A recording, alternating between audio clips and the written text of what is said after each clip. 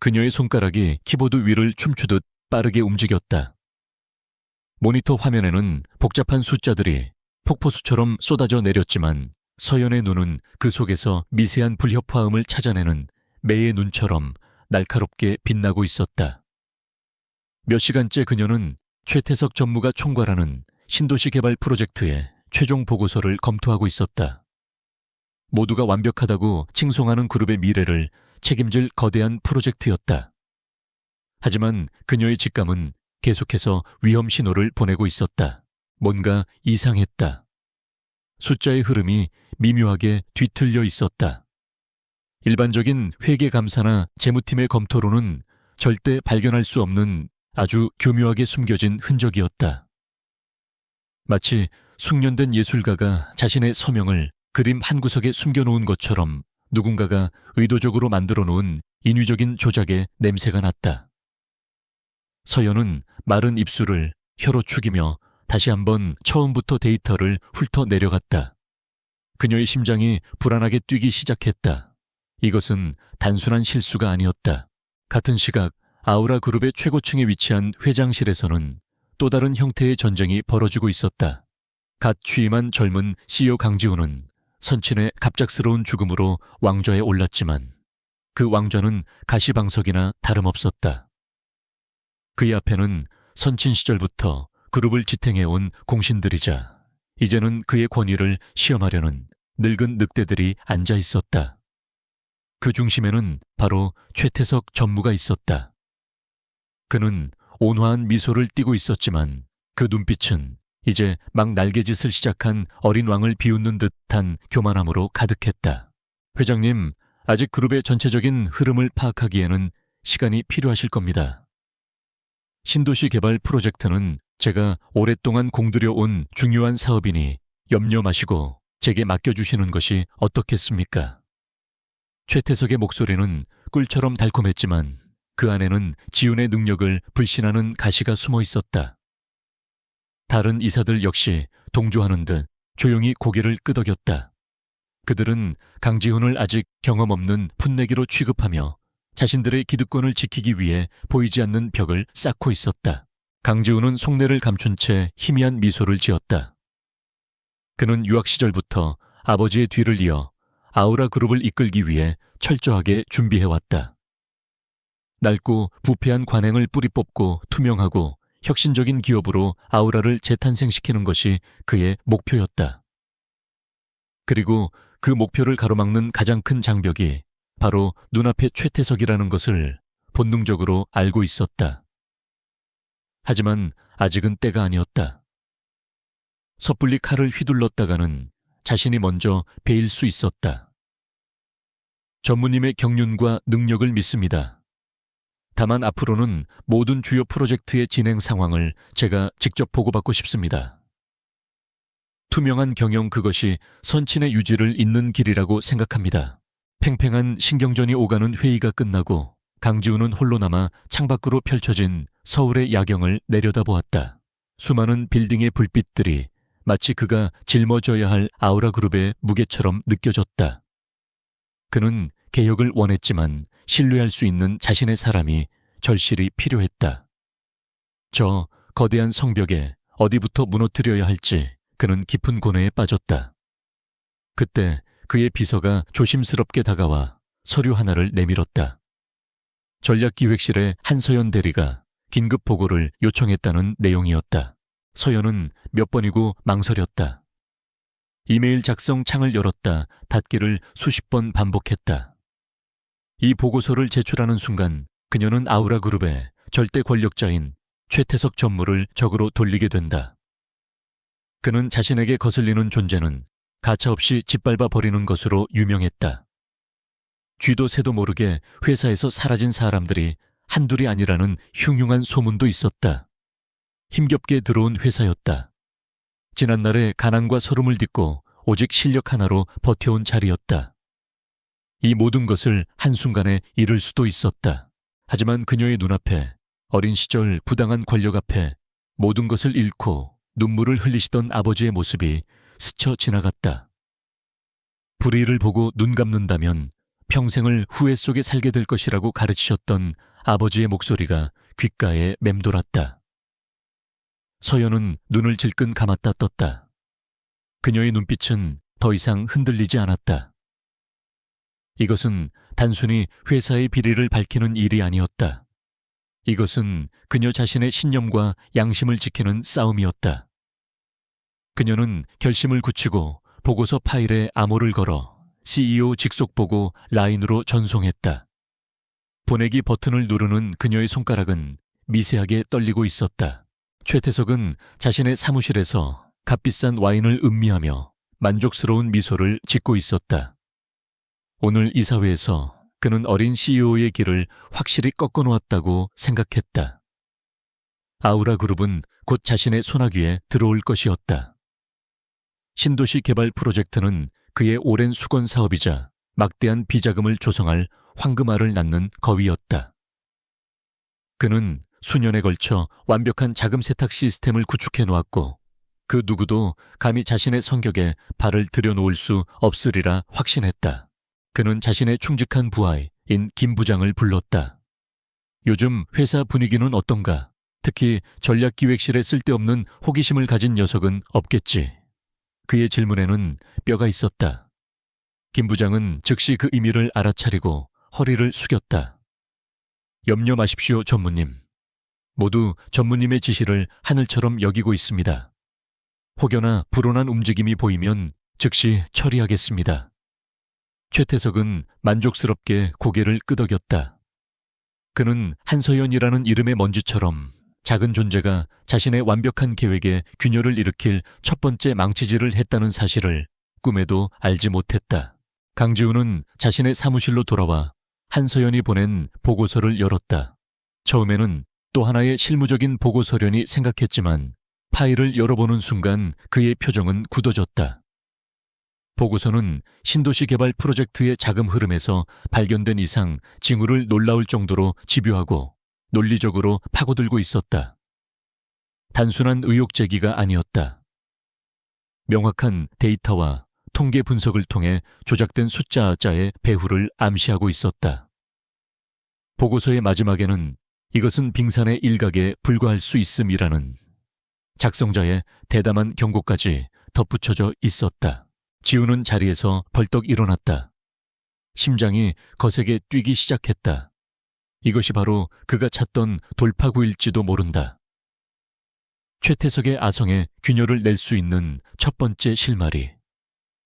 하지만 동시에 엄청난 위험을 감수해야 하는 일이기도 했다. 이 보고서가 사실이라면 최태석은 필사적으로 모든 것을 덮으려 할 것이고 그 과정에서 보고서를 작성한 직원과 그것을 묵인한 자신까지 위험에 빠뜨릴 수 있었다. 그는 한서연이라는 이름을 나지막이 읊조렸다. 그는 그녀에 대해 아는 것이 거의 없었다. 그저 수많은 직원들 중 한 명일 뿐이었다. 그는 보안팀을 통해 그녀의 인사기록을 열람했다. 평범한 가정환경 명문대를 우수한 성적으로 졸업, 그리고 입사 후 줄곧 전략기획실에서 묵묵히 자신의 역할을 수행해 온 기록. 특이한 점은 없었지만 매년 인사평가에서 업무 능력은 탁월하나 대인관계나 정치적 감각이 부족함이라는 평가가 반복해서 붙어 있었다. 지우는 오히려 그 대목에서 희미한 미소를 지었다. 정치적이지 않기에 권력에 줄을 대지 않기에 이런 진실을 보고할 용기를 낼 수 있었을 것이다. 지우는 결정을 내려야 했다. 이 보고서를 덮고 안전한 길을 갈 것인가? 아니면 이름도 얼굴도 모르는 한 직원의 용기를 믿고 위험한 싸움을 시작할 것인가? 그는 창밖의 도시를 다시 한번 바라보았다. 저 수많은 불빛 속에서 정의를 위해 자신의 모든 것을 건 한 사람이 있었다. CEO로서 그리고 한 사람의 인간으로서 그녀를 외면할 수는 없었다. 그는 인터폰을 들어 비서에게 지시했다. 전략기획실 한서연 대리, 내일 아침 가장 빠른 시간에 내 사무실로 오라고 전해주십시오. 아무도 모르게 조용히. 그날 밤 서연은 잠을 이룰 수 없었다. 자신이 저지른 일이 어떤 파장을 몰고 올지 두려웠다. 최태석의 얼굴이 악몽처럼 떠올랐다. 하지만 한편으로는 아주 오랜만에 가슴 한구석이 후련해지는 것을 느꼈다. 옳은 일을 했다는 작은 위안이었다. 다음 날 아침 그녀는 팀장의 차가운 시선을 받으며 사무실을 나섰다. CEO의 호출이라는 말에 사무실 전체가 술렁였다. 그녀가 최고층으로 향하는 엘리베이터에 오르는 동안 동료들의 수군거림과 의심의 눈초리가 등 뒤에 비수처럼 꽂혔다. 마침내 CEO 사무실의 육중한 문 앞에 섰을 때 서연은 깊은 심호흡을 했다. 문이 열리고 젊고 냉철해 보이는 남자 강지훈이 그녀를 바라보고 있었다. 그의 눈빛은 그녀의 모든 것을 꿰뚫어 보는 듯 깊고 차가웠다. 서연은 자신도 모르게 주먹을 꽉 쥐었다. 이제 주사위는 던져졌다. 거대한 성벽에 생긴 첫 번째 균열은 과연 성 전체를 무너뜨릴 수 있을까? 아니면 균열을 내려한 자기 자신만 그 잔해에 깔리게 될까? 거대한 폭풍의 서막이 그렇게 조용히 오르고 있었다. 강지훈의 사무실은 그의 성격처럼 군더더기 없이 깔끔하고 정제되어 있었다. 거대한 유리창 너머로 서울의 정영이 한눈에 들어왔지만 그 풍경을 압도하는 것은 방 안을 채운 무거운 침묵이었다. 강지훈은 책상에 앉아 말없이 서류를 넘기고 있었고 한서연은 그 앞에 꼿꼿한 자세로 서 있었다. 그녀는 CEO의 부름에 긴장했지만 두려움에 사로잡히지는 않았다. 그녀의 손에 들린 것은 진실이라는 가장 강력한 무기였기 때문이다. 잠시 후 강지훈이 마침내 고개를 들었다. 그의 시선은 칼날처럼 날카롭게 서연에게 향했다. 한서연 대리, 이 보고서는 본인이 직접 작성한 것이 맞습니까? 이 내용이 무엇을 의미하는지, 그리고 어떤 파장을 불러일으킬지 알고 있습니까? 그의 목소리는 낮고 차분했지만 그 안에는 상대의 의도를 꿰뚫어 보려는 듯한 예리함이 담겨 있었다. 이것은 단순한 확인이 아니라 그녀의 용기와 각오를 시험하는 첫 번째 관문이었다. 서연은 침착하게 답했다. 네, 회장님. 제가 직접 작성했습니다. 보고서에 기술된 모든 데이터는 제가 직접 검토하고 분석한 결과입니다. 이것이 단순한 회계상의 오류가 아닐 수도 있다는 가능성을 인지하고 있으며 그로 인해 제가 감당해야 할 책임에 대해서도 각오하고 있습니다. 그녀의 목소리는 떨림이 없었다. 그 확신에 찬 태도에 강지훈의 눈빛이 미세하게 흔들렸다. 그는 그녀에게서 예상했던 불안이나 두려움 대신 강한 신념과 지성을 발견했다. 강지훈은 잠시 그녀를 말없이 응시했다. 그는 최태석이라는 거대한 암초에 맞서기 위해 믿을 수 있는 아군이 필요했다. 그리고 지금 그의 눈앞에 있는 이 평범해 보이는 직원은 어쩌면 그가 찾던 바로 그 사람일지도 모른다는 예감이 들었다. 하지만 그는 자신의 속내를 드러내지 않았다. 알겠습니다. 보고서는 잘 검토해 보겠습니다. 오늘 이 자리에서 나눈 대화는 절대 외부에 발설하지 않도록 하십시오. 그리고 몸조심하는 게 좋을 겁니다. 마지막 말은 경고이자 미묘한 염려의 표현이었다. 서연이 CEO 사무실을 나서는 순간 최태석의 사무실에 있는 전화벨이 울렸다. 수화기 너머로 그의 귀 역할을 하는 비서실 직원의 목소리가 들려왔다. 전무님, 방금 전략기획실의 한서연이라는 직원이 회장님과 독대했습니다. 약 15분 정도 머물렀습니다. 그 말을 듣는 순간 최태석의 온화했던 얼굴에서 미소가 사라졌다. 그의 감각적인 동물적 직감이 위험을 감지했다. 한서연, 며칠 전 신도시 프로젝트 관련 데이터를 이례적으로 깊게 파고들던 직원이라는 보고를 받았던 이름이었다. 최태석은 즉시 김 부장을 호출했다. 그의 얼굴은 분노로 굳어 있었다. 당장 한서연이라는 직원의 모든 것을 파악해. 컴퓨터 접속 기록, 사내 메신저, 개인 이메일까지. 그리고 그녀가 무엇을 찾아냈는지, 누구와 접촉했는지 알아내. 감히 내 영역을 침범한 대가가 무엇인지 똑똑히 가르쳐 줘야겠어. 그의 목소리는 얼음처럼 차가웠다. 그의 완벽한 계획에 감히 흠집을 내려는 자는 누구든 용서할 수 없었다. 그의 제국에 도전하는 것은 곧 죽음을 의미했다. 김 부장은 전광석화처럼 움직였다. 최태석이 수십 년간 심어놓은 내부 정보망을 이용해 한서연의 모든 것을 파헤치기 시작했다. 그리고 그들은 그녀의 컴퓨터에서 신도시 프로젝트의 비자금 흐름을 추적한 흔적을 발견했다. 예상보다 훨씬 더 깊고 정확하게 핵심에 접근해 있었다. 최태석의 얼굴이 흉흉하게 일그러졌다.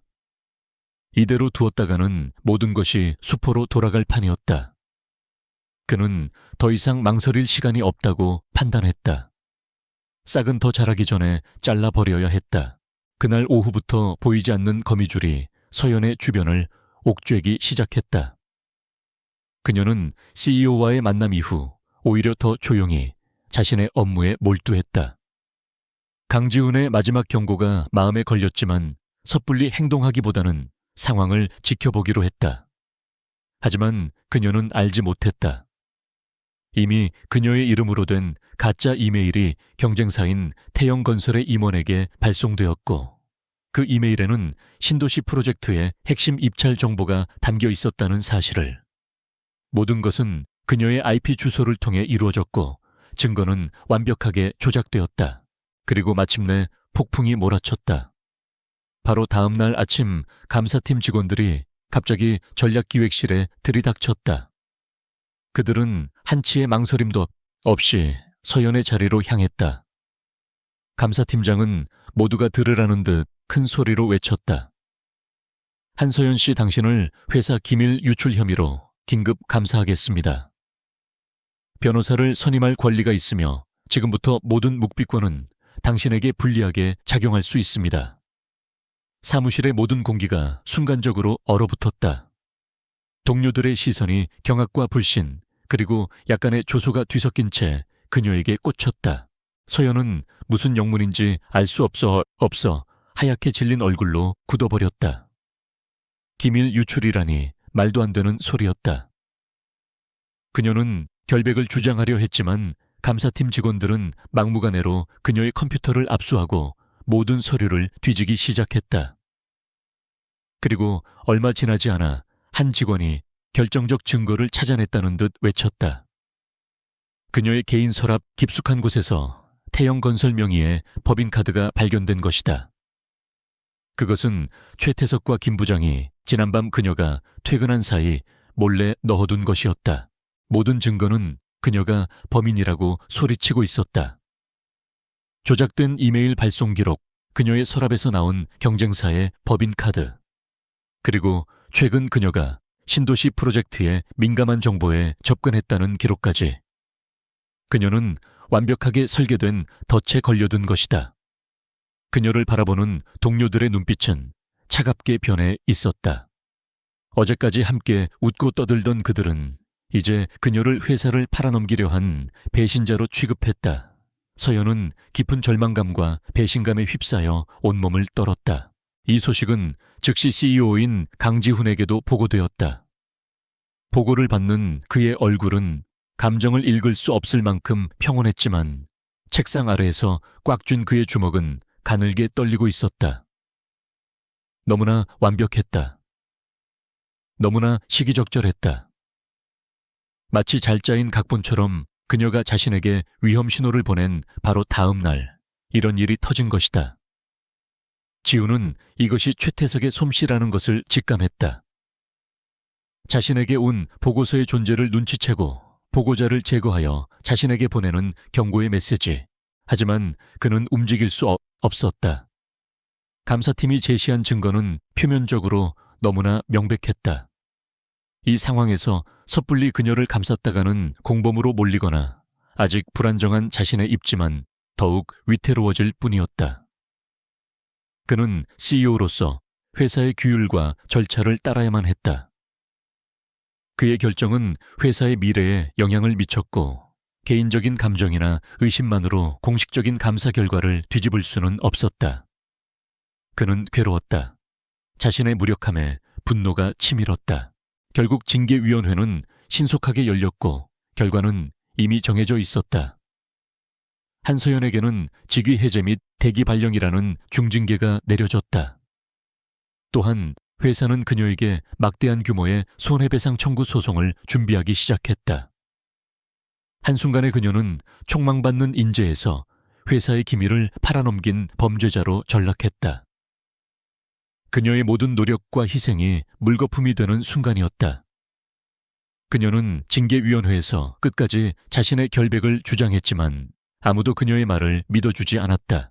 서연은 텅 빈 사무실에 홀로 남아 자신의 짐을 쌌다. 책상 위에 놓인 가족 사진을 보자 참았던 눈물이 왈칵 쏟아졌다. 억울함과 분노, 그리고 지독한 외로움이 그녀의 심장을 파고들었다. 그녀는 그저 옳은 일을 하고 싶었을 뿐인데 세상은 그녀에게 너무나 가혹했다. 그때 그녀의 휴대전화가 짧게 진동했다. 발신자 표시 제한으로 온 익명의 문자 메시지였다. 진실은 결코 잠들지 않습니다. 포기하지 마십시오. 짧은 메시지였지만 그 안에는 누군가의 굳건한 의지가 담겨 있었다. 서연은 눈물을 닦았다. 그녀는 이것이 누구로부터 온 메시지인지 짐작할 수 있었다. 강지훈. 그는 공식적으로는 그녀를 외면했지만 이 메시지를 통해 자신의 뜻을 전한 것이다. 혼자가 아니라는 사실, 누군가는 자신의 결백을 믿어주고 있다는 사실이 꺼져가던 그녀의 마음에 작은 불씨를 되살렸다. 그녀는 상자를 든 채 자리에서 일어났다. 눈빛은 슬픔에 젖어 있었지만 그 깊은 곳에서는 결코 꺾이지 않을 차가운 분노와 결의가 이글거리고 있었다. 완벽한 덫은 그녀를 나락으로 떨어뜨렸지만 동시에 잠자고 있던 그녀의 투지를 깨우고 말았다. 회사를 나온 한서연의 세상은 온통 잿빛이었다. 대기 발령이라는 것은 사실상의 해고 통보나 다름없었다. 업계에 퍼질 악의적인 소문은 그녀의 미래에 족쇄를 채울 것이고 거액의 손해배상 소송은 그녀와 그녀의 가족을 파산으로 몰고 갈 터였다. 며칠 동안 그녀는 집 밖으로 한 발짝도 나가지 못했다. 절망이 차가운 안개처럼 그녀의 방을 가득 채웠고 억울함은 날카로운 유리 조각이 되어 심장을 찔렀다. 하지만 그녀는 마냥 무너져 있을 수만은 없었다. 익명의 문자 메시지는 그녀의 마음에 꺼지지 않는 불씨를 남겼다. 그 불씨는 시간이 지날수록 분노라는 기름을 만나 더욱 거세게 타올랐다.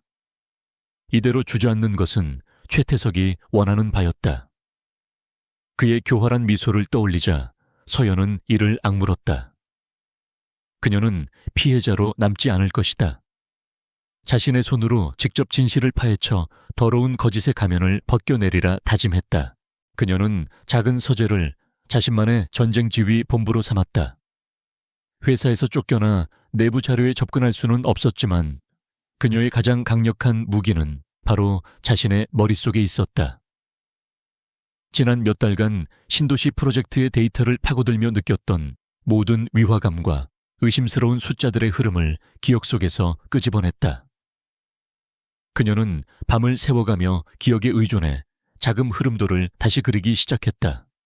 마치 암호를 해독하는 것처럼 흩어진 퍼즐 조각들을 하나씩 맞춰 나갔다. 그녀의 분석에 따르면 조작된 자금은 여러 개의 유령 회사를 거치며 세탁되고 있었다.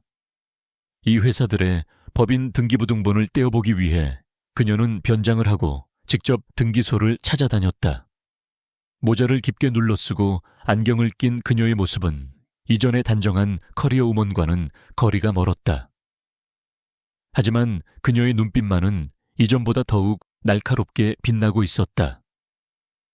유령 회사들의 주소지는 대부분 존재하지 않거나 서류상으로만 존재하는 페이퍼 컴퍼니였다. 최태석은 상상 이상으로 치밀하고 거대한 범죄 네트워크를 구축하고 있었다. 한편 강지훈은 CEO로서의 무력감에 하루하루를 보내고 있었다. 그는 최태석이 보란듯이 활보하는 이사회를 견뎌내야 했고 한서연의 징계 서류에 최종 결재를 해야만 했다. 그의 서명 하나가 한 사람의 인생을 나락으로 떨어뜨린다는 사실에 죄책감을 느꼈다. 하지만 그는 섣불리 움직일 수 없었다. 최태석의 눈과 귀는 회사 곳곳에 뻗어 있었고 작은 움직임이라도 보이는 순간 즉시 제거될 것이 뻔했다. 그는 아무도 믿을 수 없었다. 심지어 자신의 비서조차도. 그래서 그는 극비리에 자신만의 방법을 강구했다. 그는 퇴근 후 수행기사를 돌려보내고 평범한 옷으로 갈아입은 뒤 직접 차를 몰아 도시의 외곽으로 향했다. 그가 도착한 곳은 허름한 전파상이었다.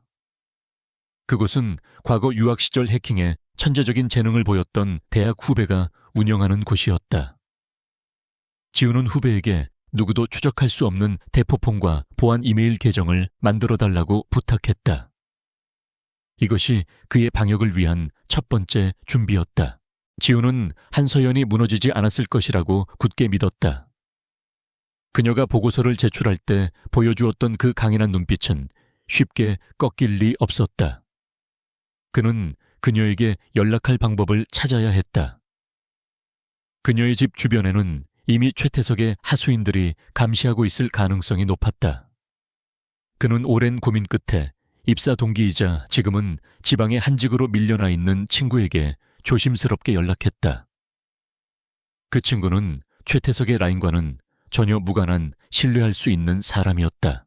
며칠 후 서연의 집 우편함에 작은 편지 한 통이 배달되었다. 발신인이 없는 평범한 편지 봉투 안에는 주소와 날짜 시간만이 적힌 쪽지가 들어있었다. 약속 장소는 시내에서 한참 떨어진 오래된 고서점이었다. 서연은 이것이 함정일 수도 있다고 생각했지만 그녀를 나락으로 떨어뜨린 자들이 굳이 이런 번거로운 방법을 쓸 리 없었다. 그녀는 이것이 자신에게 문자를 보냈던 그 익명의 조력자로부터 온 신호임을 직감했다. 그녀는 약속 장소로 향하기로 결심했다. 약속 당일 서연은 다시 한번 자신의 모습을 감추고 고서점으로 향했다. 낡은 책 냄새가 가득한 서점 안은 평일 낮이라 그런지 한산했다. 약속된 시간 서점 가장 안쪽 구석에서 한 남자가 돌아섰다. 서연은 숨을 멈췄다. 그곳에 서 있는 사람은 다름 아닌 아우라그룹의 CEO 강지훈이었다. 그는 평소에 흐트러짐 없는 슈트 차림이 아닌 평범한 캐주얼 복장을 하고 있었지만 그의 존재감은 감출 수 없었다. 두 사람 사이에는 어색한 침묵이 흘렀다. 먼저 입을 연 것은 강지훈이었다. 이렇게 갑자기 불러내서 미안합니다. 하지만 이것 말고는 달리 방법이 없었습니다. 그의 목소리에는 깊은 자책감과 미안함이 묻어 있었다. 한서연 씨의 징계 CEO로서 막지 못해 정말 미안하게 생각합니다. 하지만 공식적으로는 저 역시 어쩔 수 없었습니다. 당신을 믿지만 증거가 너무나 명백하게 조작되어 있었습니다. 서연은 말없이 그를 바라보았다. 그의 눈빛에서 진심을 읽을 수 있었다. 회장님께서 보내신 문자 맞으시죠? 그녀의 질문에 지우는 조용히 고개를 끄덕였다. 나는 최태석을 무너뜨릴 겁니다. 아버지가 평생을 바쳐 이룬 회사가 썩어가는 것을 더 이상 지켜볼 수 없습니다. 하지만 저 혼자서는 불가능합니다. 저에게는 한서연 씨의 날카로운 분석력과 진실을 향한 용기가 필요합니다. 이것은 단순한 제안이 아니었다. 거대한 골리앗에 맞서기 위한 다윗의 절실한 요청이었다. 그는 서연에게 자신이 준비한 대포폰과 노트북, 그리고 현금이 든 봉투를 내밀었다. 이것으로 활동 자금에 보태십시오. 이 전화와 노트북은 절대 추적당하지 않을 겁니다. 앞으로 우리는 이것으로만 연락할 겁니다. 제가 내부에서 정보를 빼내면 한서연 씨가 외부에서 그 정보의 의미를 분석하고 다음 단계를 계획하는 겁니다. 위험한 일이라는 걸 압니다. 성공한다는 보장도 없습니다. 하지만 함께 싸워주시겠습니까? 서효연은 강지훈이 내민 것들을 바라보았다. 이것은 단순한 물건이 아니었다. 그것은 명예를 건 약속이자 거대한 악에 맞서는 비밀 동맹의 증표였다. 그녀는 한치의 망설임도 없이 그것을 받아들었다. 회장님, 저는 돈이나 복수를 위해 싸우는 것이 아닙니다. 저는 제 이름에 씌워진 누명을 벗고 진실을 밝히고 싶을 뿐입니다. 그리고 저 같은 또 다른 희생자가 나오는 것을 막고 싶습니다. 기꺼이 함께하겠습니다. 그녀의 목소리는 작았지만 그 안에 담긴 의지는 강철처럼 단단했다. 그 순간 두 사람의 눈빛이 허공에서 마주쳤다. 더 이상 CEO와 부하 직원이 아니었다. 그들은 공동의 목표를 가진 동지이자 파트너가 되었다. 서로의 눈에서 그들은 같은 종류의 외로움과 결의를 발견했다. 거대한 권력에 의해 모든 것을 잃은 여자와 모든 것을 가졌지만 아무것도 할 수 없었던 남자. 어울리지 않는 두 사람이었지만 진실이라는 이름 아래 하나의 팀으로 묶였다. 서연은 처음으로 희망을 보았다. 이 기나긴 싸움에서 그녀는 더 이상 혼자가 아니었다. 그때부터 그들의 위험하고 은밀한 공조가 시작되었다. 어둠 속에서 진실의 빛을 향한 위대한 첫걸음이 내디뎌진 순간이었다. 비밀 동맹이 결성된 후 한서연과 강지훈의 세상은 두 개로 나뉘었다. 낮의 세상에서 강지훈은 여전히 위태로운 왕좌를 지키는 젊은 CEO였고 한서연은 세상으로부터 잊혀진 비운의 퇴직자였다. 하지만 밤이 되면 그들은 어둠 속에서 거대한 악의 실체를 추적하는 가장 날카로운 창과 가장 견고한 방패가 되었다. 그들의 전쟁은 누구도 알아채지 못하는 암호화된 이메일과 대포폰의 통화 기록 속에만 존재했다. 강지훈의 역할은 내부에서 적의 심장부로 침투하는 것이었다. 그는 과거 프로젝트 효율성 재검토라는 명분을 내세워 10년치의 그룹 데이터를 서버에서 백업하도록 지시했다. 최태석을 비롯한 늙은 이사들은 경험 없는 젊은 CEO의 의욕 과잉 정도로 치부하며 비웃었지만 그의 진짜 의도를 알아채지는 못했다. 강지훈은 매일 밤 모두가 퇴근한 후 자신의 사무실에 남아 수 테라바이트에 달하는 방대한 데이터 속에서 서연이 요청하는 자료들을 필터링하는 작업을 계속했다. 그것은 살얼음판을 걷는 듯 번듯한 일이었다. 최태석의 사람들은 회사 곳곳에 거미줄처럼 퍼져 있었고 그의 모든 행동은 감시당하고 있었다. 한 번은 보안팀장이 야심한 시각까지 사무실에 남아있는 그에게 의심의 눈초리를 보내며 안부를 묻기도 했다. 강지훈은 태연하게 웃으며 그룹의 미래를 위해 밤낮으로 고민하는 열정적인 경영자의 모습을 연기해야 했다. 그의 심장은 차갑게 뛰었지만 겉으로는 조금의 흔들림도 보이지 않았다. 그렇게 강지훈이 목숨을 걸고 빼낸 데이터들은 암호화된 채널을 통해 서연에게 전달되었다. 도시의 허름한 오피스텔에 마련된 그녀의 비밀 아지트에서 그 데이터들은 비로소 생명을 얻었다. 서연은 마치 거대한 미로를 탐험하는 탐험가처럼 복잡하게 얽힌 숫자의 숲을 헤쳐나갔다. 그녀는 신도시 프로젝트의 비자금이 빙산의 일각에 불과하다는 것을 금방 깨달았다. 최태석은 지난 10년간 그룹의 거의 모든 대형 프로젝트에서 교묘한 방식으로 자금을 빼돌리고 있었다. 그의 수법은 상상 이상으로 정교했다. 그는 수십 개의 유령 회사를 설립하고 이 회사들을 문어발처럼 얼거 자금의 흐름을 추적 불가능하게 만들었다. 자금은 여러 나라의 조세피난처를 거치며 깨끗하게 세탁된 후 다시 그의 차명 계좌로 흘러 들어왔다. 이것은 단순한 횡령이 아니었다. 정치권, 금융계, 심지어 언론계까지 연루된 거대한 부패의 카르텔이었다. 아우라 그룹은 그들의 현금 인출기에 불과했다. 서연은 밤을 새워가며 이 거대한 네트워크의 지도를 그렸다. 하얀 벽면은 어느새 각종 회사명과 계좌번호 그리고 연결선들로 가득 찼다. 지도를 완성해 갈수록 그녀는 경악을 금치 못했다. 이것은 한 사람의 인생을 걸고 맞서 싸울 수 있는 수준을 넘어선 거대한 악이었다. 그들은 아우라 그룹이라는 거인을 좀먹는 암적인 존재들이었다. 강지훈이 이 사실을 알게 되면 어떤 표정을 지을지 그녀는 짐작조차 할 수 없었다.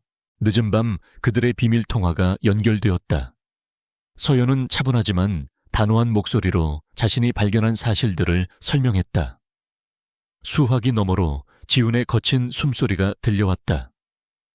그는 아버지가 평생을 바쳐 일군 회사가 이 정도로 썩어 있을 줄은 상상도 못했다.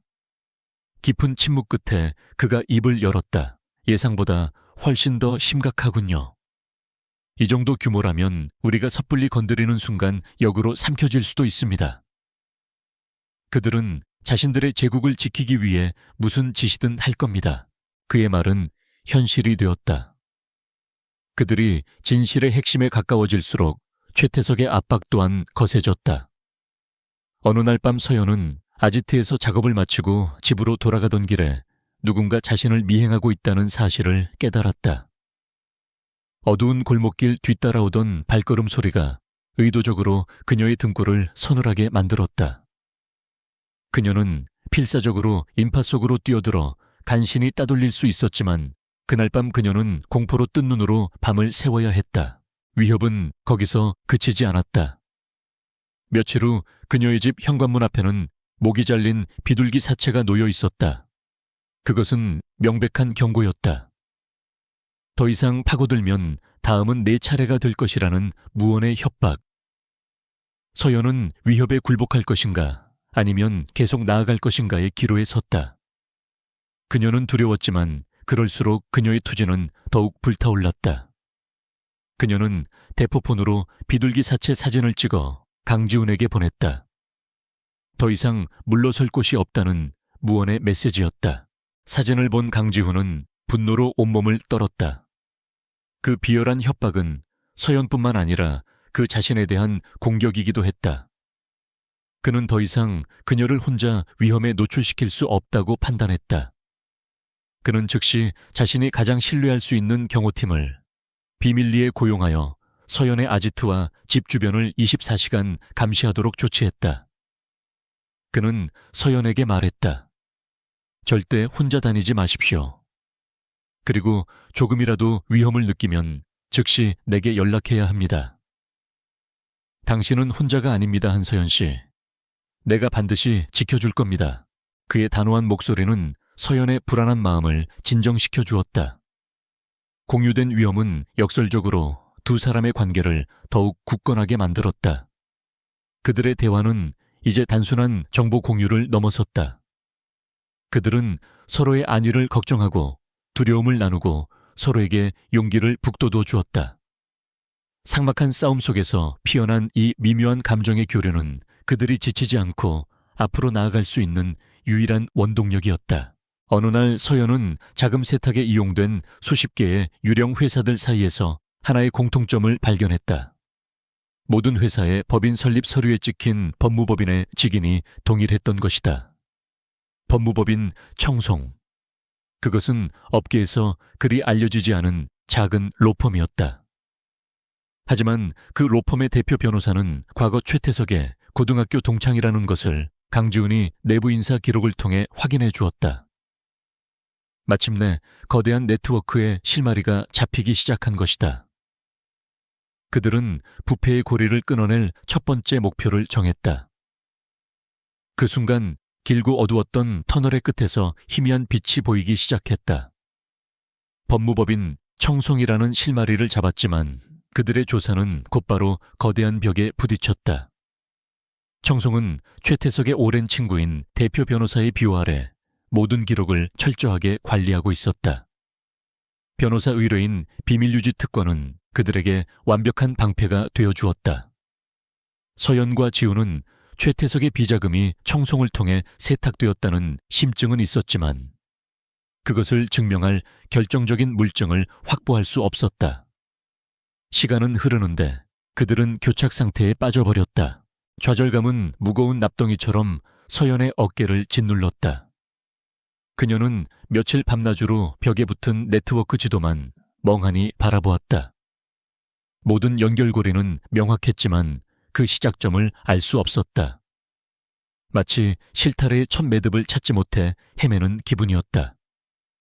최태석이 언제부터 어떻게 이토록 거대한 부패의 제국을 건설할 수 있었을까?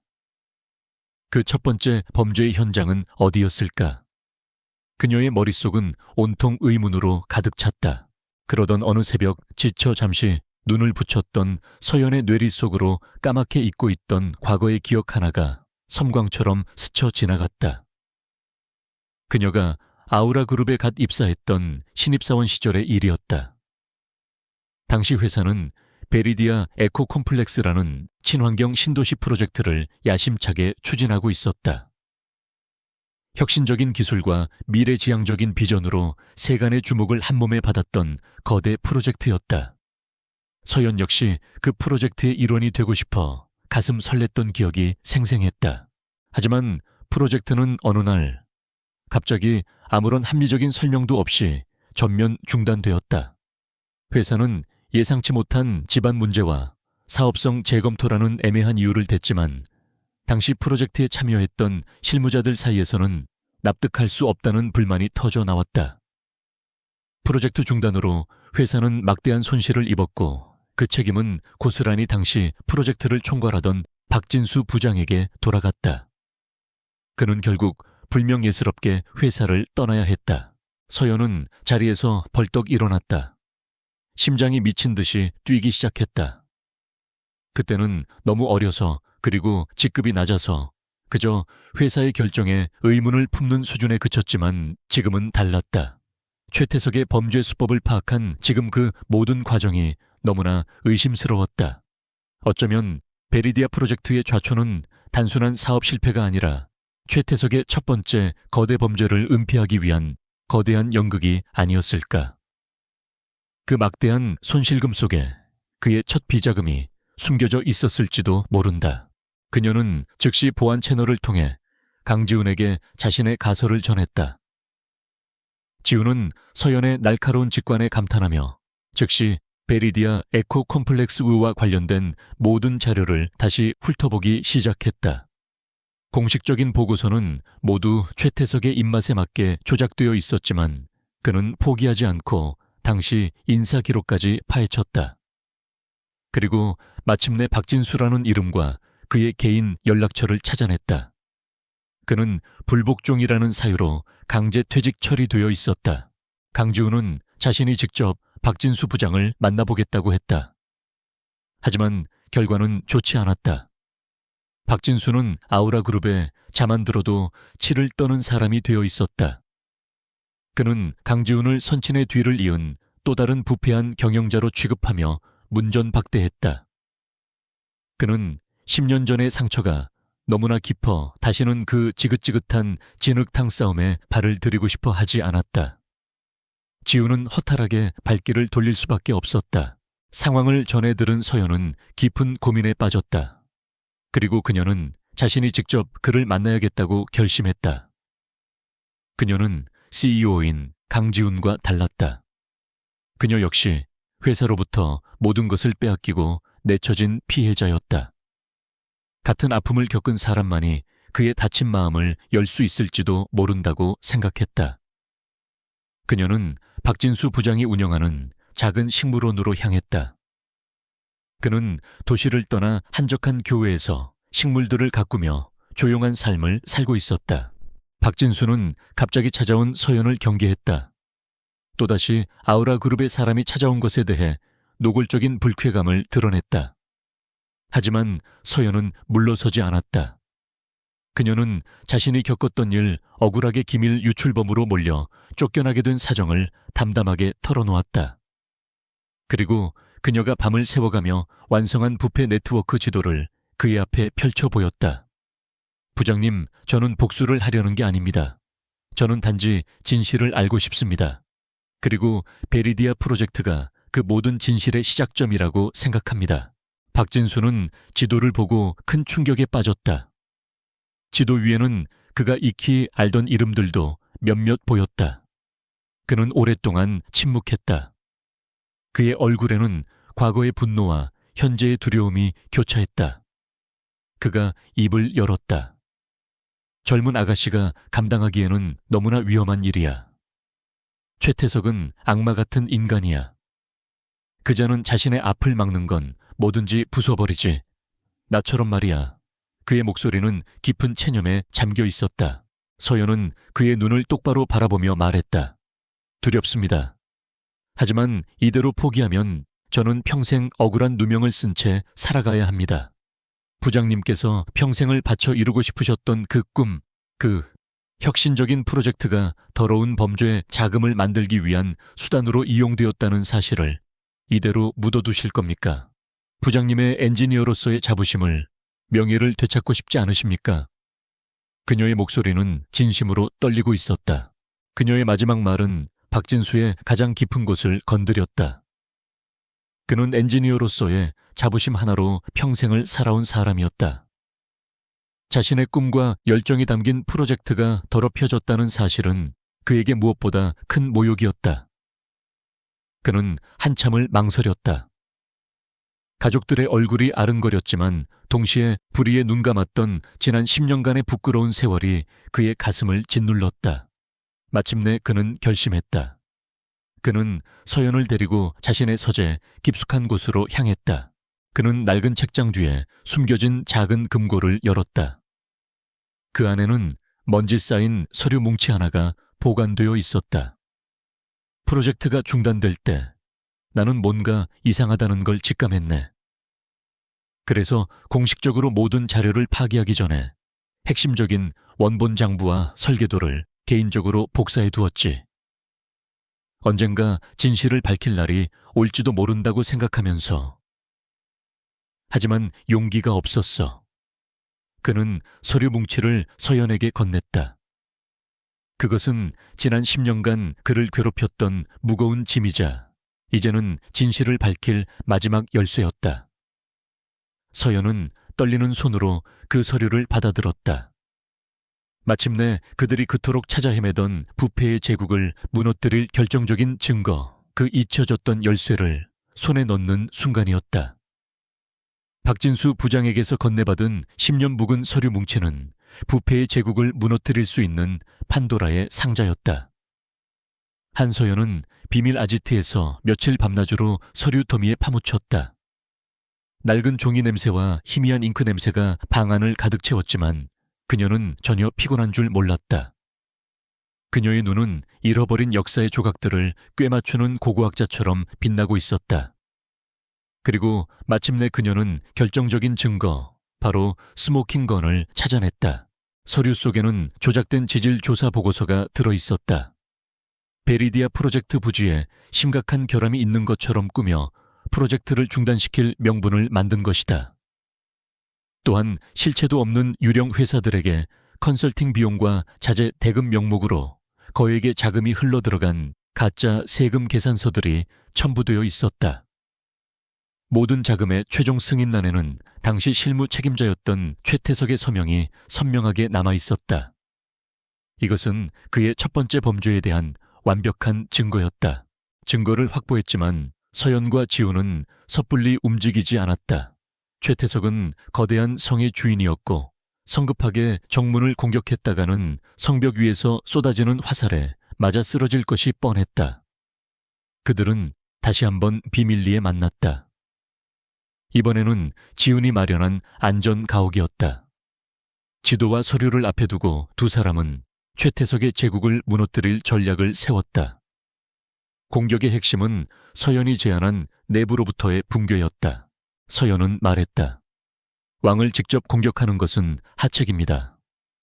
그의 성을 지탱하는 기둥들을 하나씩 무너뜨려야 합니다. 최태석의 네트워크에 속한 공범들은 이익으로 묶여 있을 뿐 신뢰 관계가 아닙니다. 작은 균열만 만들어도 서로를 의심하고 배신하게 될 겁니다. 그녀의 전략은 대담하고 치밀했다. 강지훈은 그녀의 지략에 다시 한번 감탄하며 그녀의 계획에 전적으로 동의했다. 그들의 방역작전은 그렇게 시작되었다. 첫 번째 단계는 전략적 누출이었다. 그들은 가장 약한 고리라고 판단되는 최태석의 비자금 세탁에 깊숙이 관여한 한 중소 건설사를 타겟으로 삼았다. 서연은 박진수의 자료와 자신이 분석한 데이터를 조합하여 그 회사의 탈세 혐의를 입증하는 익명의 제보 자료를 만들었다. 지훈은 자신의 인맥을 통해 한 번 물면 절대 놓지 않는 것으로 유명한 한 경제 전문 기자에게 이 자료를 흘렸다. 며칠 후 작은 인터넷 신문 한 구석에 단신 기사가 실렸다. 유망 중소건설사 A사 수백억대 탈세 혐의 포착. 처음에는 아무도 주목하지 않는 작은 기사였지만 파장은 결코 작지 않았다. 국세청이 즉시 특별 세무조사에 착수했고 A사의 대표는 출국 금지 조치를 당했다. 최태석의 네트워크를 구성하던 첫 번째 기둥이 흔들리기 시작한 것이다. A사 대표는 겁에 질려 최태석에게 전화를 걸어 도움을 요청했지만 최태석은 냉정하게 꼬리 자르기를 시도했다. 이 소식은 네트워크에 속한 다른 공범들에게 순식간에 퍼져나갔다. 그들은 불안에 떨기 시작했다. 언제든 자신들도 저렇게 버려질 수 있다는 공포가 그들을 덮쳤다. 그들 사이에 보이지 않는 신뢰에 금이 가기 시작했다. 최태석은 경로했지만 익명의 제보자 뒤에 누가 있는지 알 수 없어 답답해 미칠 지경이었다. 그는 김 부장에게 소리쳤다. 어디서 정보가 새고 있는지 당장 알아내. 쥐새끼 한 마리라도 보이면 즉시 밟아 죽여버려. 방역의 두 번째 단계는 내부 교란이었다. 강지훈은 CEO의 권한을 이용해 움직였다. 그는 익명의 투서를 근거로 최태석의 핵심 측근들이 맡고 있는 부서들을 대상으로 특별 감사를 지시했다. 감사의 명분은 업무 프로세스 개선 및 효율성 점검이었지만 진짜 목적은 그들을 압박하여 실수를 유발하는 것이었다. 감사팀이 들이닥치자 해당 부서장들은 패닉에 빠졌다. 그들은 자신들의 비리가 드러날까 두려워 허둥지둥 증거를 인멸하려 시도했다. 최태석은 강지훈의 의도를 눈치챘지만 공식적인 감사를 막을 명분이 없었다. 젊은 CEO가 회사를 위해 열심히 일하겠다는데 그것을 반대할 수는 없는 노릇이었다. 그는 이 모든 것이 자신을 향한 공격임을 직감했다. 보이지 않는 적의 공격에 그는 극도의 신경과민 상태에 빠졌다. 그의 완벽했던 통제력에 균열이 생기기 시작했다. 그는 의심 가는 모든 이들을 불러 모아 윽박지르며 배신자를 색출하려 했다. 그의 관계는 더욱 위험한 행동으로 이어졌다. 그는 한서연이 아직도 배후에 있을 것이라고 확신하고 사람을 시켜 그녀의 아지트를 샅샅이 뒤졌다. 다행히 지훈의 경호팀 덕분에 서연은 미리 몸을 피할 수 있었지만 아지트는 엉망으로 파괴되었다. 벽에 붙어있던 네트워크 지도는 갈기갈기 찢겨 있었다. 이것은 더 이상 암시가 아닌 명백한 살해 위협이었다. 서연은 공포를 느꼈지만 동시에 최태석이 궁지에 몰렸다는 확신을 가졌다. 상황은 그들의 계획대로 흘러가고 있었다. 최태석의 공범들은 서로를 믿지 못하고 각자 살아남을 길을 모색하기 시작했다. 그리고 마침내 결정적인 균열이 발생했다. 최태석의 자금 관리를 담당하던 상무 한 명이 자신이 모든 죄를 뒤집었을 것을 두려워한 나머지 해외로 도피하려다 공항에서 체포되는 사건이 벌어진 것이다. 그의 노트북에서는 최태석의 비자금 내역 일부가 담긴 암호화된 파일이 발견되었다. 이 사건은 언론에 대서특필되었다. 아우라 그룹의 이름이 부패 스캔들에 오르내리기 시작했다. 최태석의 성벽에 마침내 대중에게도 보이는 커다란 구멍이 뚫린 것이다.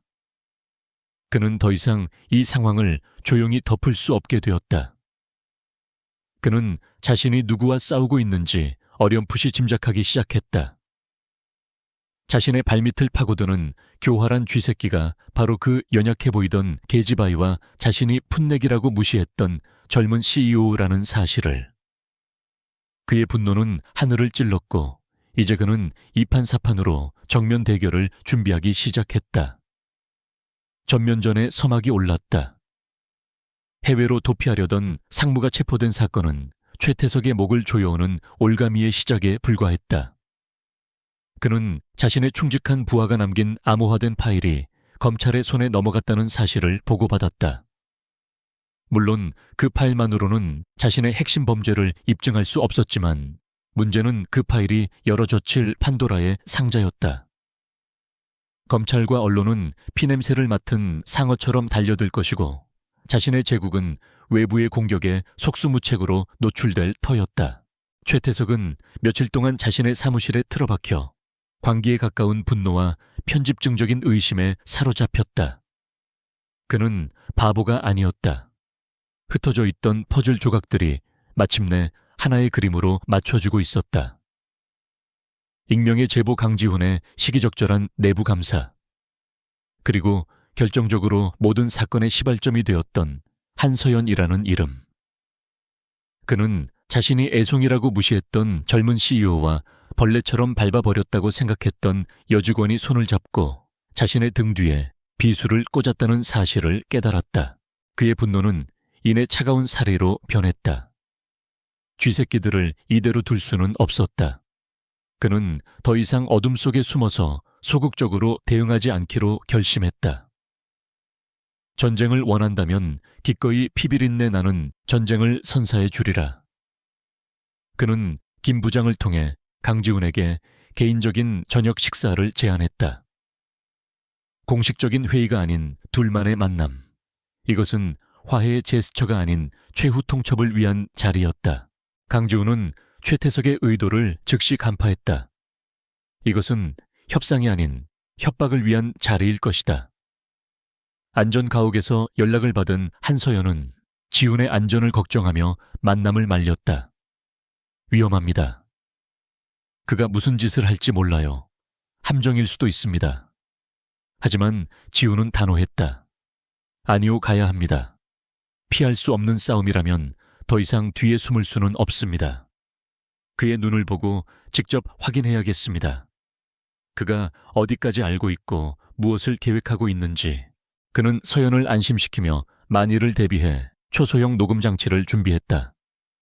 서연은 그의 옷깃에 아무도 눈치채지 못하도록 장치를 부착하며 걱정스러운 눈으로 그를 바라보았다. 조심하세요. 무슨 일이 생기면 제가 가진 모든 자료를 터뜨릴 겁니다. 그것은 단순한 다짐이 아니라 지훈을 지키기 위한 그녀의 결연한 약속이었다. 지훈은 그녀의 손을 잠시 잡았다 놓으며 굳은 미소를 지어 보였다. 약속 장소는 최태석 소유의 한 고급 일식집의 가장 깊숙한 곳에 위치한 비밀스러운 방이었다. 방 안에는 오직 두 사람을 위한 식탁만이 놓여 있었고 창문 하나 없이 사방이 막혀 있어 외부와 완벽하게 차단된 공간이었다. 최태석은 이미 자리에 앉아 여유롭게 사케를 즐기고 있었다. 그의 얼굴에는 평소의 온화한 가면, 대신 모든 것을 꿰뚫어 보는 듯한 차갑고 오만한 미소가 걸려 있었다. 강지훈이 자리에 앉자마자 최태석은 모든 전차의 요리를 물리고 단도직입적으로 본론을 꺼냈다. 어린애들 장난은 이제 그만하지. 자네가 내 뒤를 캐고 있다는 것, 그리고 한서연 그 계집애를 앞세워 나를 흔들고 있다는 것도 전부 알고 있으니. 그의 목소리는 조용했지만 방 안의 공기를 얼려버릴 듯한 냉기가 서려 있었다. 그는 더 이상 예의를 차리지 않았다. 젊은 CEO에 대한 최소한의 존중조차 찾아볼 수 없었다. 강지훈은 표정 하나 바꾸지 않고 그의 눈을 마주했다. 무슨 말씀을 하시는지 모르겠습니다, 전무님. 저는 제 할 일을 하고 있을 뿐입니다. 회사의 부정을 바로잡고 주주들의 이익을 지키는 것이 CEO인 저의 임무니까요. 그의 차분한 대답에 최태석은 코웃음을 쳤다. 아직도 순진한 척 연기할 셈인가 좋아. 그렇다면 내가 직접 말해주지. 자네가 박진수 영감을 만난 것도 한서연이 숨어있는 오피스텔도 심지어 자네들이 주고받는 유치한 암호 노름까지 전부 내 손바닥 안에 있단 말이다. 그의 말은 지훈의 심장을 철렁하게 만들었지만 그는 내색하지 않았다. 최태석은 몸을 앞으로 기울이며 뱀처럼 속삭였다. 내가 이 바닥에서 어떻게 살아남았는지, 아나 내 앞길을 막는 것들은 모조리 치워버렸기 때문이지. 어떤 놈은 의문사로 발견됐고 어떤 놈은 갑자기 해외로 사라져서 2번 다시 돌아오지 못했어. 생각해보니 자네 아버지도 참 운이 없었지. 그렇게 갑작스럽게 심장마비로 돌아가실 줄이야. 그의 말에는 선친의 죽음마저 자신이 연관되어 있음을 암시하는 소름 끼치는 위협이 담겨 있었다. 강지훈의 눈빛이 순간적으로 분노로 타올랐지만 그는 가까스로 이성을 붙잡았다. 최태석은 그것을 즐기며 말을 이었다. 내가 제안을 하나 하지. 자네는 그냥 얌전히 내 꼭두각시 노릇이나 해. 그럼 지금처럼 회장님 소리 들으면서 편하게 살게 해주지. 한서연 그 계집애는 내가 알아서 처리할 테니 자네는 더 이상 이 일에 끼어들지 마. 이게 내가 베푸는 마지막 잡이야. 그것은 거래를 빙자한 명백한 항복 요구였다. 깊은 침묵이 흘렀다. 안전 가옥에서 이 모든 대화를 실시간으로 듣고 있던 서연은 손에 땀을 쥐었다. 지훈이 어떤 선택을 할지 그녀는 숨죽여 기다렸다. 잠시 후 지훈이 입을 열었다. 그의 목소리는 이전보다 훨씬 더 차갑고 단단해져 있었다. 제안은 감사하지만 거절하겠습니다. 저는 꼭두각시가 되기 위해 이 자리에 앉은 것이 아닙니다. 그리고 다시 한번 경고하지만 한서연 씨 몸에 송긋 하나라도 댔다가는 당신은 물론 당신의 모든 것을 내 손으로 직접 파멸시킬 겁니다. 그것은 명백한 선전포고였다. 더 이상 물러서지 않겠다는, 정면으로 맞서 싸우겠다는 그의 결연한 의지 표명이었다. 최태석의 얼굴에서 미소가 사라졌다. 그의 눈에는 살기가 번뜩였다. 어리석은 놈. 결국 제 발로 지옥에 걸어 들어오겠다. 강지훈은 자리에서 일어섰다. 지옥에 가게 될 사람이 누군지는 곧 알게 될 겁니다, 최태석 씨. 그는 더 이상 전무님이라고 부르지 않았다. 두 사람의 관계는 이제 돌이킬 수 없는 강을 건넜다. 강지훈이 방을 나선 후 최태석은 홀로 남아 분노의 찬숨을 몰아쉬었다. 그는 손에 들고 있던 사케잔을 벽에 던져 박살 내버렸다. 이제 남은 길은 하나뿐이었다. 한 놈도 살려두지 않고 전부 없애버리는 것. 그는 즉시 김 부장에게 전화를 걸어 지시했다. 플랜 B를 시작해. 이사회, 언론, 검찰, 내가 가진 모든 걸 총동원해. 강지훈을 끌어내리고 한서연을 찾아내. 이번에는 반드시 끝장을 본다. 거대한 폭풍이 몰려오고 있었다. 모든 것을 집어삼킬 피할 수 없는 마지막 결전의 시간이 다가오고 있었다. 최태석과의 만남 이후 아우라 그룹의 공기는 폭풍전야처럼 무겁게 가라앉았다. 약속대로 최태석의 피가자에 플랜 B가 가동되기 시작했다. 그가 수십 년간 뿌려놓은 언론계의 인맥들이 움직였다. 젊은 총수의 경험, 부족 리더십, 아우라 그룹을 위기로 몰아넣나. CEO 강지훈의 독단적 경영 이사회와 정면 충돌 같은 자극적인 제목의 기사들이 연일 신문 지면을 장식했다. 그룹의 주가는 연일 하락했고 회사 내부는 흉흉한 소문으로 술렁였다. 최태석은 이사들을 개별적으로 접촉하며 강지훈에 대한 불신을 증폭시켰다. 그는 강지훈의 개혁 시도를 회사 근간을 흔드는 위험한 도박으로 매도했고 자신의 오랜 경륜과 안정적인 리더십을 내세우며 지지를 호소했다. 그의 치밀한 여론전과 정치 공작에 이사회의 분위기는 급격하게 그에게 유리한 쪽으로 기울고 있었다. 그는 강지훈의 해임안을 상정할 긴급 이사회를 소집하기 위한 완벽한 명분을 쌓고 있었다. 하지만 강지훈은 그가 움직이기를 기다려주지 않았다. 그는 최태석이 칼을 뽑아들기 직전 먼저 자신의 칼을 뽑았다. 그는 CEO의 권한으로 직접 긴급 이사회를 소집했다. 소집 명분은 그룹의 미래, 존속과 관련된 중차대한 안건이라는 모든 이사들이 참석할 수밖에 없는 포괄적이고도 위협적인 내용이었다. 이것은 그의 마지막 승부수였다. 모든 것을 걸고 적의 심장부에서 마지막 전투를 벌이겠다는 선언이었다.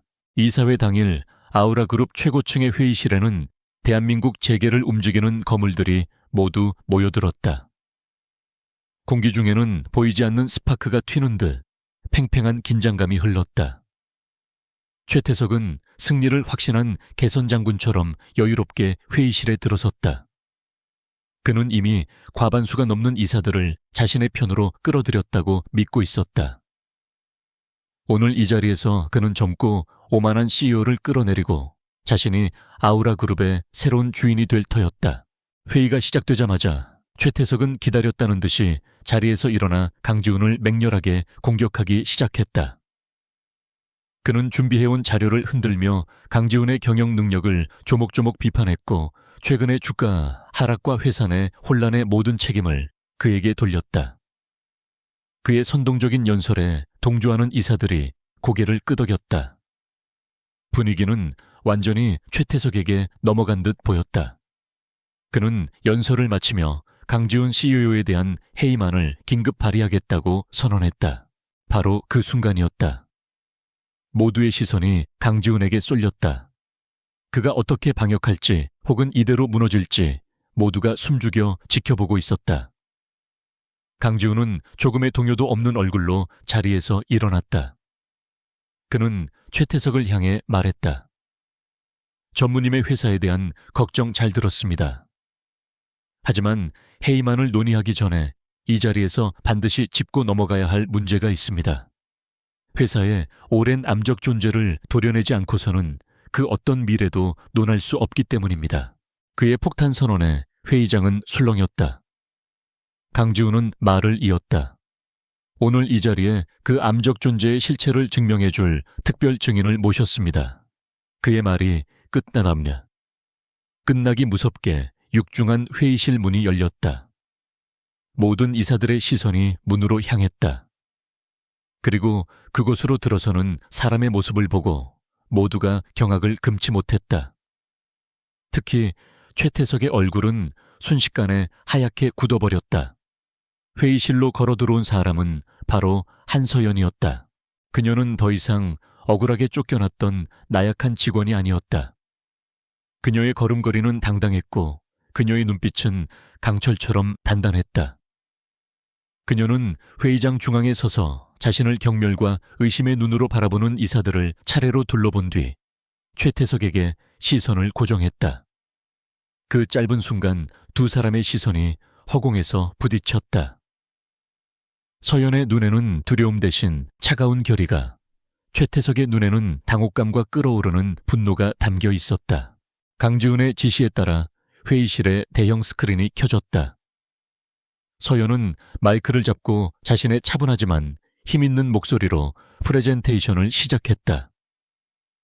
그녀는 먼저 10년 전 유령처럼 사라졌던 베리디아 프로젝트의 원본 장부를 공개했다.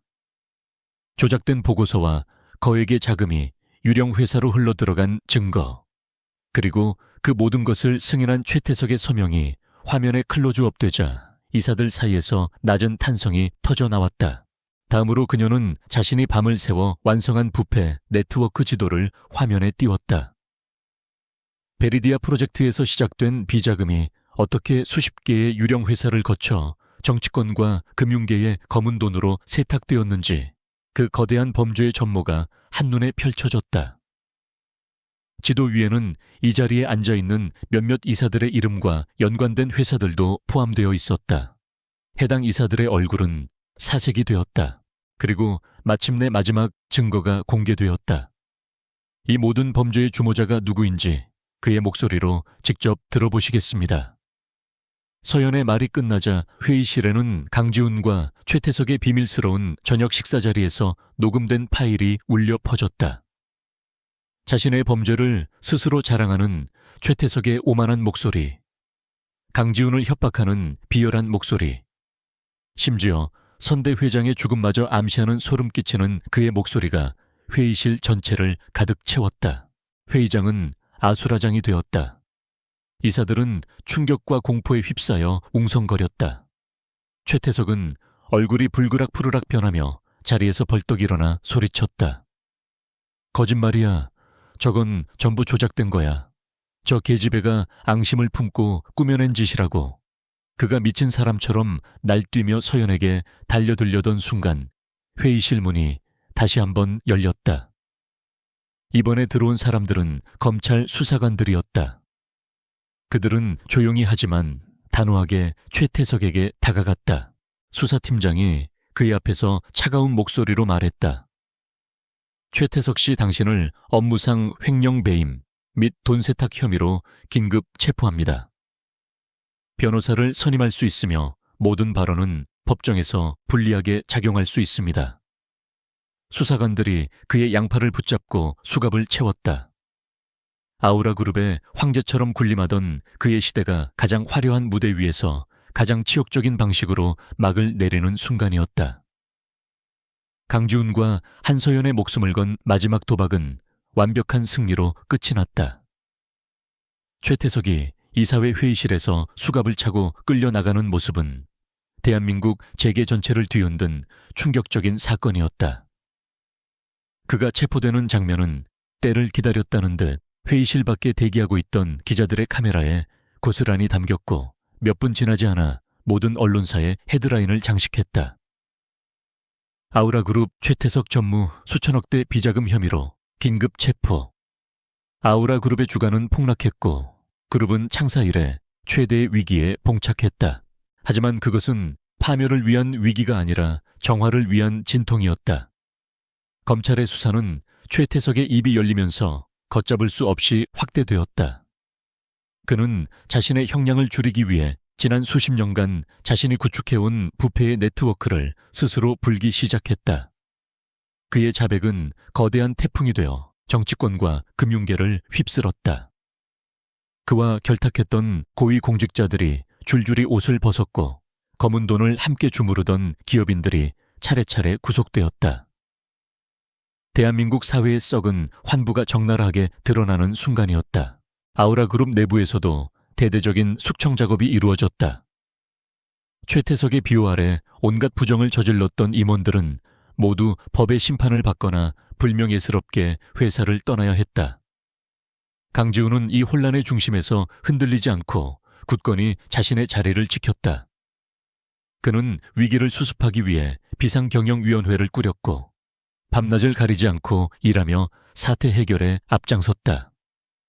그의 단호하고 책임감 있는 리더십은 오히려 그룹 내외의 신뢰를 얻는 계기가 되었다. 혼란이 어느 정도 수습된 후 강지훈이 가장 먼저 처리한 일은 한서연의 명예를 회복시키는 것이었다. 임시이사회는 만장일치로 그녀에 대한 과거의 모든 징계를 무효로 하고 회사 차원의 공식적인 사과를 발표했다. 뉴스와 신문에는 그녀가 억울한 누명을 쓰고 쫓겨났으며 오히려 회사의 부패를 밝혀낸 숨은 영웅이라는 사실이 대서특필되었다. 세상의 모든 오해와 비난이 경외와 찬사로 바뀌는 순간이었다. 강지훈은 단순히 그녀의 복직을 넘어 그녀에게 그에 걸맞은 자리를 제안했다. 그는 회장 직속의 새로운 부서인 투명경 영혁신실을 신설하고 그녀에게 초대 실장직을 맡아달라고 부탁했다. 회사의 모든 감시와 감찰 기능을 총괄하는 막강한 권한을 가진 자리였다. 그것은 그녀의 능력과 청렴함에 대한 강지훈의 절대적인 신뢰를 보여주는 파격적인 인사였다. 한서연이 회사로 돌아오던 날 그녀를 배신자로 취급했던 동료들은 감히 그녀와 눈도 마주치지 못했다. 그들은 고개를 숙인 채 그녀에게 길을 비켜주었고 몇몇은 용기를 내어 과거의 잘못을 사과하기도 했다. 서연은 그들을 원망하지 않았다. 그녀는 자신의 새로운 사무실 창가에 서서 자신이 지켜낸 회사의 정형을 조용히 내려다보았다. 길고 길었던 싸움이 끝났음을, 그리고 마침내 자신의 자리로 돌아왔음을 실감했다. 강지훈은 최태석의 세력이 사라진 회사를 빠르게 혁신해 나갔다. 그는 연공 서열을 타파하고 능력 위주의 젊은 인재들을 대거 등용했다. 모든 경영 활동을 투명하게 공개하고 수평적인 조직 문화를 만들기 위해 노력했다. 그의 개혁은 처음에는 약간의 반발에 부딪혔지만 곧 전폭적인 지지를 얻기 시작했다. 직원들은 회사가 건강하게 변하고 있음을 피부로 느꼈고 추락했던 주가 역시 투자자들의 신뢰가 회복되면서 서서히 제자리를 찾아갔다. 아우라그룹은 폭풍우 속에서 죽지 않고 오히려 더 강하게 다시 태어나고 있었다.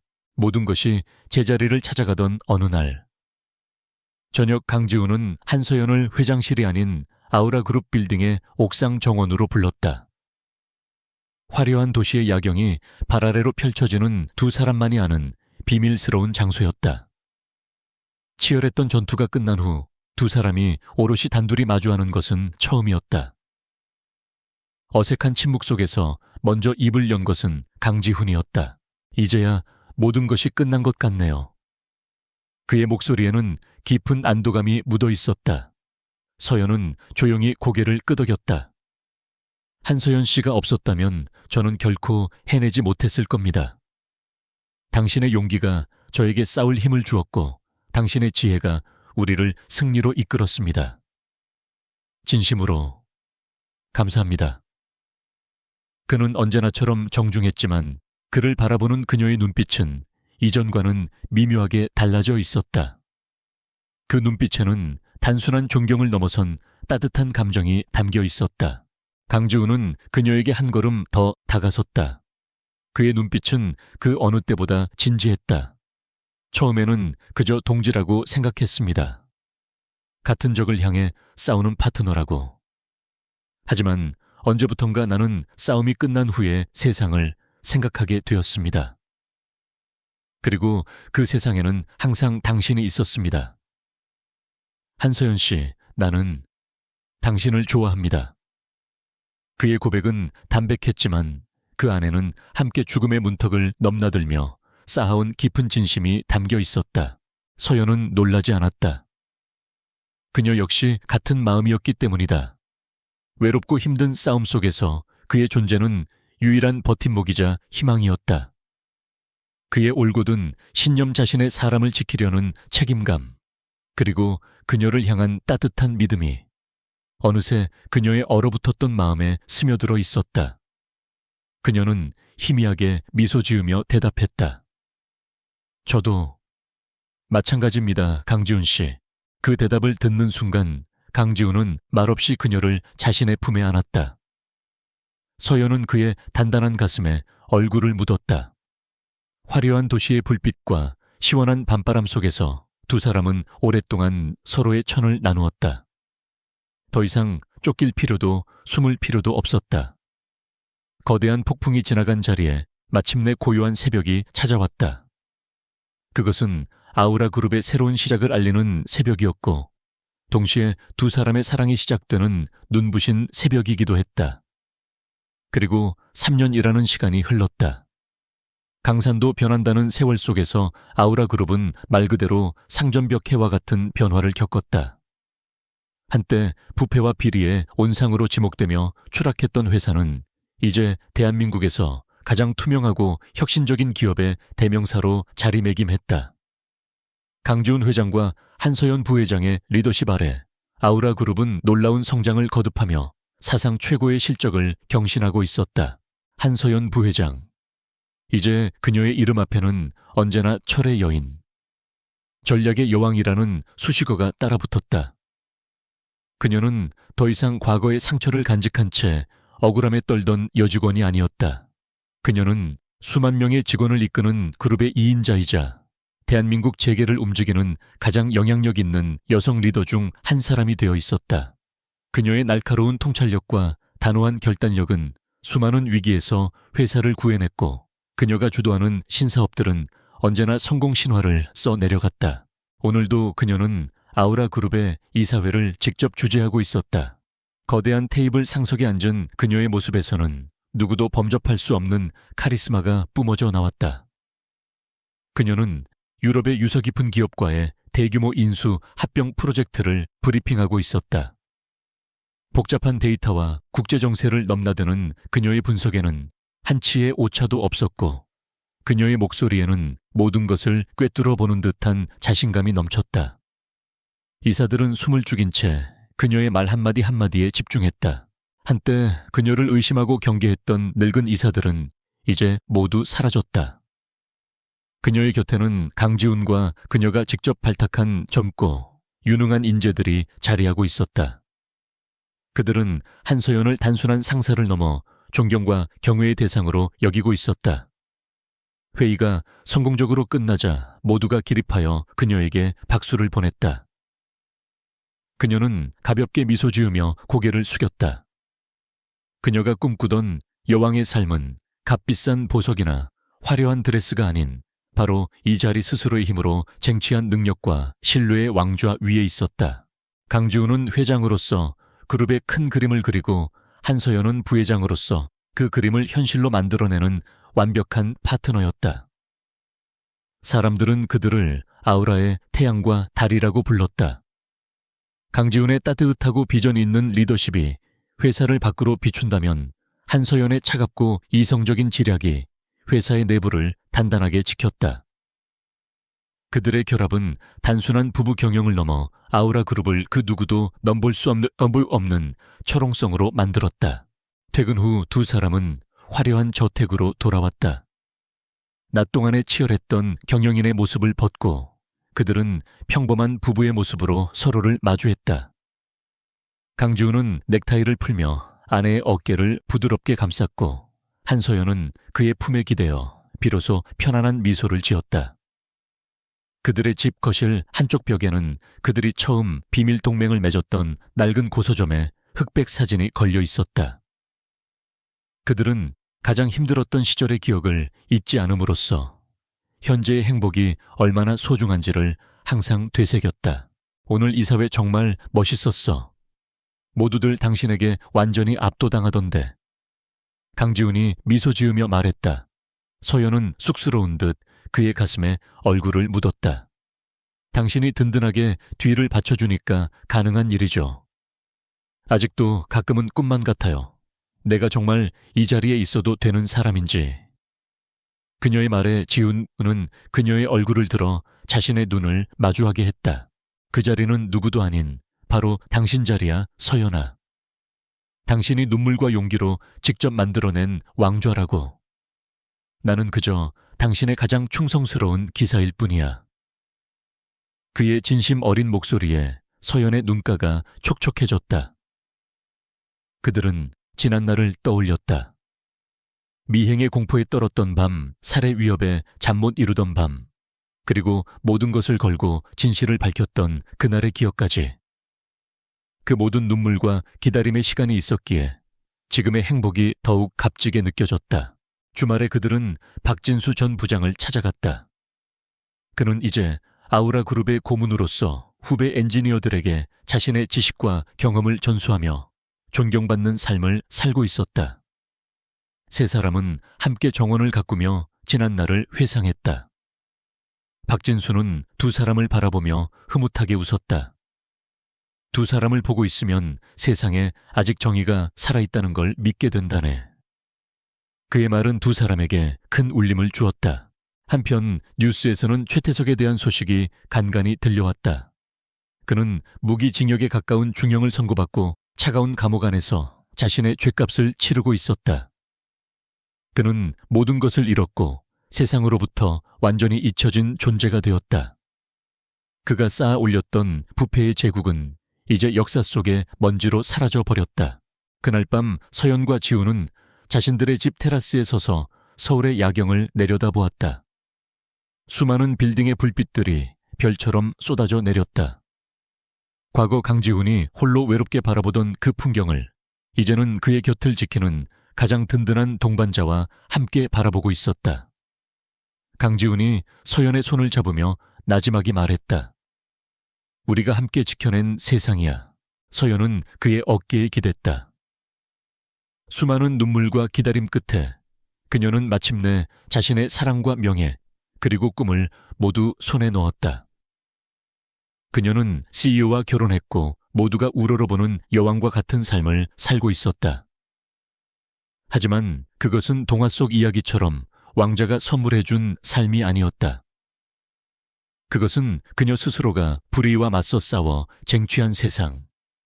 그 어떤 왕관보다도 찬란하게 빛나는 그녀만의 왕국이었다. 그리고 그 왕국 안에서 그녀는 자신의 왕과 함께 영원히 행복할 것이었다. 아우라 그룹 전략기획실의 공기는 언제나처럼 팽팽한 긴장감으로 가득 차 있었다. 초단위로 움직이는 주식시장 그래프와 쉴 새 없이 울리는 전화벨 소리, 그리고 최고급 원두커피에 짙은 향이 뒤섞여 이곳이 대한민국의 심장부에서 가장 치열한 전쟁터 중 하나임을 증명했다. 한소연은 그 전쟁터에 가장 눈에 띄지 않는 구석에서 자신의 작은 왕국을 지키고 있는 병사였다. 그녀의 책상은 온갖 보고서와 데이터 시트로 뒤덮여 있었지만 그 혼돈 속에는 그녀만이 아는 질서가 존재했다.